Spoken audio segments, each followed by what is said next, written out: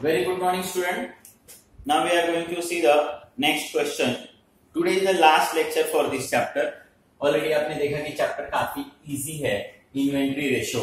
In every lecture I repeat किए materials का एक पार्ट हम लोग पढ़ रहे हैं और इसमें इजी फॉर्मूले से आपको पूछा हुआ है. तो today is the last lecture. इस लेक्चर के अंदर क्वेश्चन नंबर 10 और क्वेश्चन नंबर 11 मैं फिनिश करूंगा. You have the questions up to 14 तो 12. तो आपको 12 और 13 ये दोनों क्वेश्चंस आपको होमवर्क करना है. तो इस लेक्चर में मैं क्वेश्चन नंबर 10 और क्वेश्चन नंबर 11 कर रहा हूं. तो आपके पास ऑलरेडी नोट्स का पीक है. तो आप इस क्वेश्चन में देखो. Question number 10, calculate the material turnover ratio for the year 2012 from the following information and determine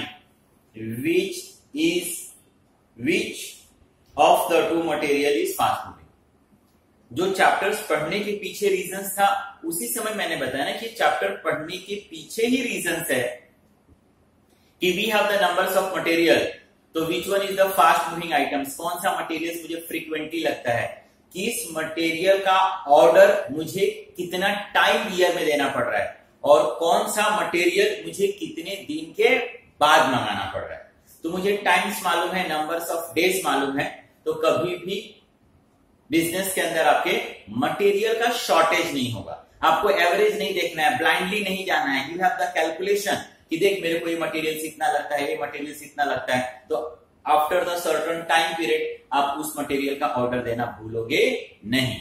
वही रीजन से कि ये चैप्टर हम लोग पढ़ रहे हैं. तो वंस अगेन से मटेरियल ए है, मटेरियल बी है, आपके पास ओपनिंग है. Material in hand 1st and 12, material in hand 31st और परचेज ड्यूरिंग द पीरियड. ये आपका नंबर्स ऑफ के formula.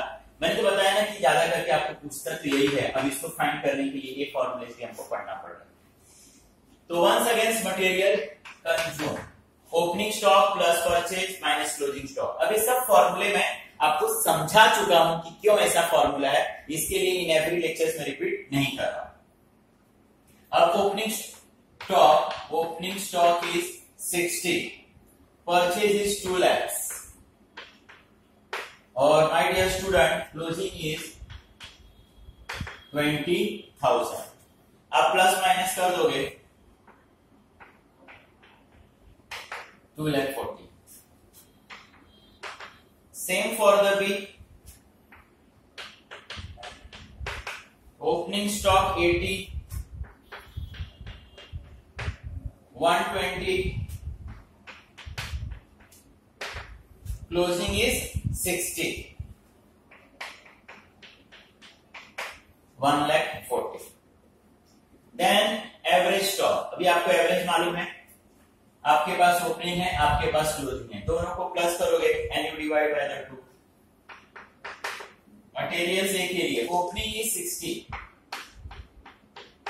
60 plus 20 divided by 2. Average is 40,000. Same for the B. 80 plus 60 divided by 2. Average is 70. इसी तरीके से भी materials turnover. Material turnover का मतलब मटेरियल ईयर में कितनी बार टर्न करेगा, कितनी बार आपको, कितने टाइम्स आपको मटेरियल की जरूरत पड़ेगी.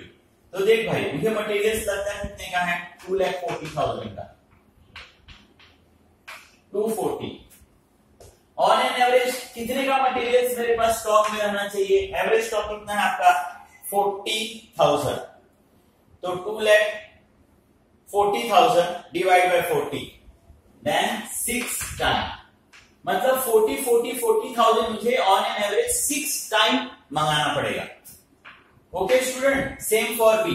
स्टडी को इंजॉय करके पढ़ोगे ना तो स्टडी इजी लगेगा. बर्डन समझोगे ना तो हमेशा डिफिकल्ट होगा. आप कुछ यूनिक नहीं कर रहे हो, कुछ बहुत अलग नहीं कर रहे हो. एकेडमिक स्टडी है उसी को कर रहे हो. और करना क्यों है, क्योंकि जितने आपके साथ के लोग हैं, जितने आसपास के लोग हैं, या जितने लोगों को आप जानते हो, उन सारे लोगों में से अगर कोई आपका भला कर सकता है, कोई आपको अच्छा कर सकता है, कोई आपका हेल्प कर सकता है, तो सिर्फ एक स्टडी। अरे तो मेरे पास कोई ऑप्शन ही नहीं है, मुझे मालूम है कि सिर्फ यही मेरा भला कर सकता है, वो ही मेरा भला कर सकता है, तो मुझे इस दुनिया में सबसे ज्यादा अगर किसी को लाइक करना चाहिए तो इसको लाइक करना चाहिए। ये चीजें ना बच्चा जितना जल्दी समझ में आए ना, उतना हमारा लाइफ क्या हो जाएगा, इजी हो जाएगा। वी हैव नो ऑप्शन, हमारे पास ऑप्शन नहीं है। प्रॉब्लम्स उस समय होता है when we have the choice. Numbers of चीजें हमारे पास है और हमको कोई बोले चलो इसमें से कोई आप अपने लिए बेस्ट सेलेक्ट कर लो, और हमारी नजर से सारी चीजें बेस्ट हो रही, बेस्ट हैं, तो हमको डिफिकल्टी होती है कि यार कौन सा मेरे लिए अच्छा है, कौन सा मेरे लिए अच्छा है, कौन सा मेरे लिए अच्छा है। लेकिन आप इतने बड़े हो कि आप खुद समझ सकते हो कि सिर्फ यही एक चीज है, स्टडी ऐसा सिर्फ एक चीज है, एजुकेशन सिर्फ ऐसा एक चीज है जो आपके लाइफ को बेटर बना सकता है। तो जब इस चीज को आप समझते हो, ये चीज मालूम है, तो जितना जल्दी आप एक्सेप्ट कर लो ना, उतना आपके लिए अच्छा। Same we continue. B materials consume, B 1,40,000। Okay student, 140 material consume और 70 एवरेज, तो कितना हो गया स्टूडेंट, 2 टाइम।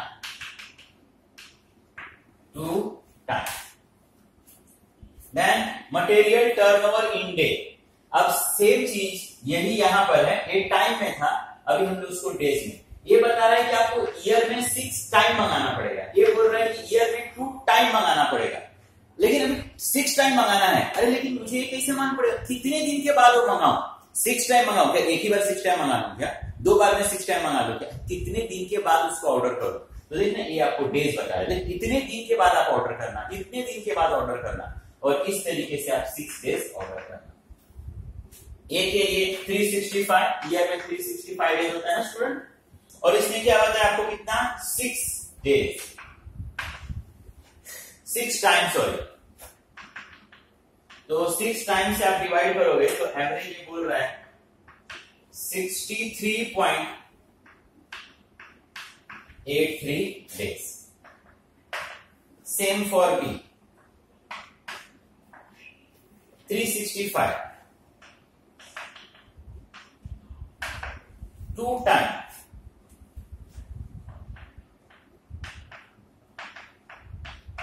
182.5।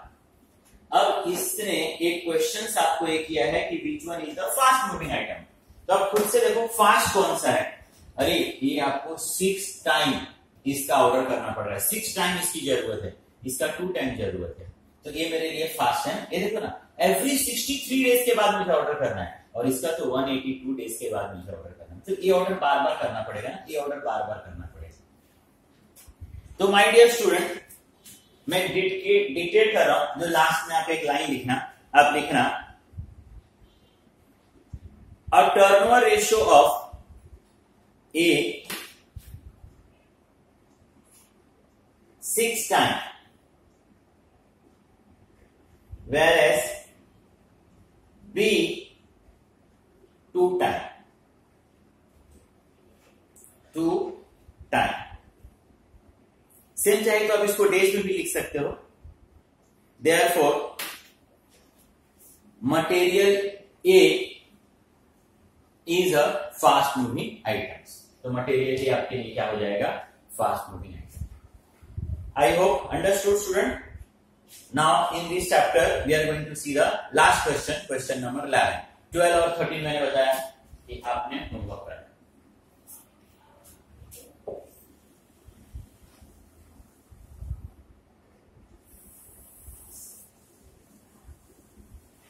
मैं अपने लिए थोड़ा सा टाइम सेव कर देता हूं।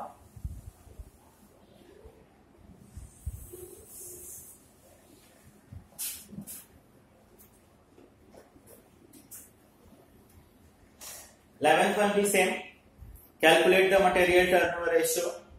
From the following information determine which one is the fast moving. Once again same. Material से है, मटेरियल भी है, आपको ओपनिंग दिया है, क्लोजिंग दिया है, एंड मटेरियल्स परचेज। एग्जैक्ट इसमें आपने देखा कि और क्वेश्चन थे। तो once again material consumed, opening stock. See, opening stock is 50. A का. Then purchase 380 and closing is 30,000. ये हो गया 4 lakhs. Then B में opening is 175. Then purchase 250, 125. ये हो गया 3x. Then average stock, opening plus closing. Opening is student 50, closing is student 30. And this divide by 2. 40,000. Same for B. Opening is 175. 125. And 2. 1,50,000. Then material turnover ratio. Material consumed upon average stock. Material consumed find किया ना student आपने 4 lakhs. Average 40.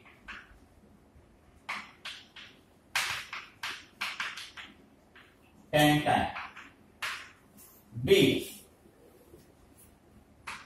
3 lakhs. 1,50,000. 2 time. यहां पर हम लोगों ने time में find किया. Now we find in days. अब इसी को हम लोग डेज में फाइंड करेंगे. Formula is 365 divide by inventory turnover ratio. 365 10 days.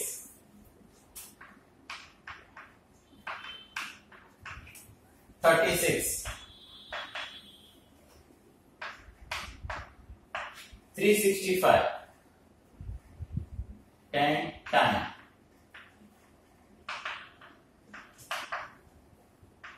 2 time. 365 divided by 2 once again 182.5 days.